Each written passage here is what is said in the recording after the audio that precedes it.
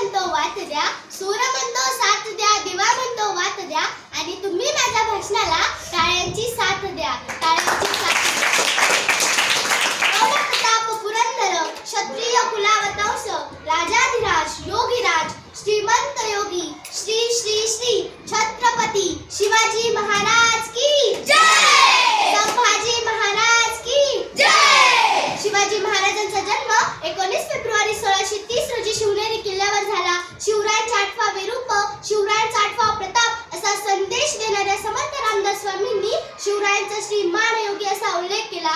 शिवरायांपूर्वी अनेक राजे होऊन गेले, शिवरायांनंतरही अनेक राजे उदयाला आले, तरीही सर्वात आदर्श राजा म्हणून आठवतात ते फक्त शिवरायच. त्याचे कारण त्यांचे प्रजेवरचे प्रेम, स्वराज्य निष्ठा आणि त्यांचे पराक्रम. सर फोन यायले 300 वर्ष होऊन गेले तरी शिवाजी ही 3 अक्षरे त्रिलोकाला पुरून उरतात. तर ही बाब साधी नाही. आज शिवाजीचे चरित्र हाती घेताच आपल्या भोवती लाखो दीप प्रज्वलित झाल्यासारखे वाटतात. इतका दिव्य प्रदर्शन या व्यक्तिमत्वात आहे. आज मनामध्ये कधी अंधकार दाटला ना तर माझ्या राजाचं चरित्र हाती घेऊन बघा, बघा कसा हा इतिहास भविष्य घडवतो. म्हणतात ना, आले किती गेले किती उडून गेला भरारा, आले किती गेले किती उडून गेला भरारा, संपला नाही आणि संपणारी नाही माझ्या शिवरायांचा दरारा, माझ्या शिवरायांचा दरारा.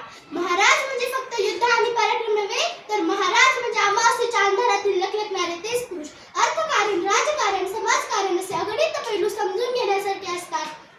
छत्रपती शिवाजी महाराज इसवी सन 1858 टिकलेले व आपल्या परामुक्त दर्शनाच्या अवस्थेत भारतीय स्वराज्याचा बराचसा भागाचे ते संस्थापक होते. भोसले कुळातील या सुपुत्राने आदिलशाह विरुद्ध आणि मुघल साम्राज्याविरुद्ध ऐतिहासिक संघर्ष करून स्वतःचे राज्य स्थापन केले.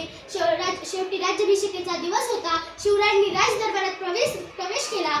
32 मनांचे सिंहासन तेथे होते. त्याला 3 पायऱ्या होत्या. पहिल्या पायरीवर पाय ठेवताच त्यांना आठवले, राजे लाखो गेले तरी चालतील, लाखो गेले तरी चालतील, पण लाखोंचा पोशिंदा जाता कामा नये. लाखो शिवाय आम्ही जन्माला येतील, पण रयतेचा राजा जन्माला येणं हे शक्य नाही. हे आठवताच त्यांचे हृदय हेलावले. त्यांच्या डाव्या डोळ्यातून पाणी आले. त्यांनी दुसऱ्या पायरीवर पाय ठेवताच त्यांना आठवले, राजे तुम्ही विश्वगुरु विचार करत जा आणि तोफेची सलामी द्या. जोपर्यंत तोफेचा आवाज येत नाही तोपर्यंत बाजी प्रभू देशपांडे आपले देह सोडणार नाही. हे आठवताच त्यांचे हृदय हेलावले. त्यांच्या उजव्या डोळ्यातून पाणी आले. शिवरायांनी तिसऱ्या पायरीवर पाय ठेवताच त्यांना आठवले. तानाजी म्हणाले, राजे आधी लग्न कोंढाण्याचे, नंतरच लग्न माझ्या रायबाचे. हे आठवताच त्यांचे हृदय हेलावले. राजे ढसा रडू लागले. राजे ढसा रडू लागले.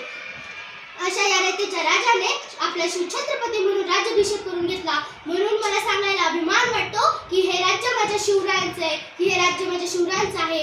कैलासाच्या मातीत जरी शिवशंकर विराजले, कैलासाच्या मातीत जरी शिवशंकर विराजले, तरी मराठ्यांच्या मनात माझे शिवराज गरजले, तरी मराठ्यांच्या मनात माझे शिवराज गरजले.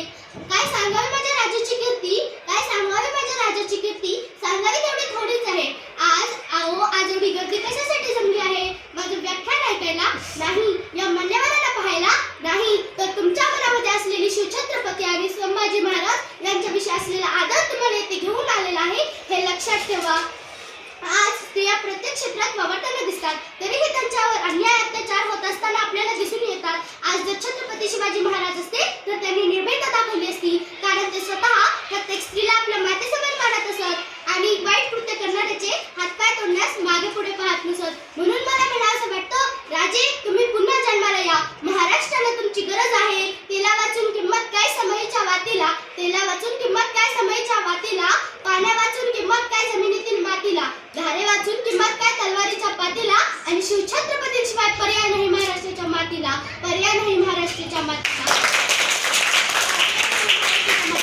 मित्रांनो, आपण त्यांच्याकडून आदर्श घेतला पाहिजे. चिकाटी स्वाभिमान आपण त्यांच्याकडून शिकला पाहिजे. मासाहेब जिजाऊच्या गर्भात ज्यावेळी शिवराय कलेने आकार घेत होते, त्यावेळी मासाहेब जिजाऊ काय करायच्या? माझं पोरगं गोरप्पा जन्माला यावं म्हणून काजू बदाम किशमिश उगाळून पीत नव्हत्या, तर ज्ञानाचं बाळकडू त्या आपल्या राजाला पाजवत होत्या. आणि हल्लीची आई काय करते?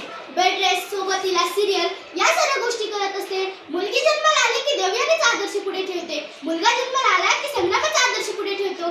तर ही खूप विचार करण्यासारखी गोष्ट आहे. मित्रांनो, आज जर शिवाजी जन्माला येण्यासाठी काय करावं लागेल, तर तुमच्यातल्या एका आईला मासाहेब जिजाऊ व्हावे लागेल आणि आपल्या मुलाला शिक्षणाबरोबरच चांगले संस्कार आणि स्वराज्यासाठी लढण्याची शिकवण सुद्धा दिली पाहिजे.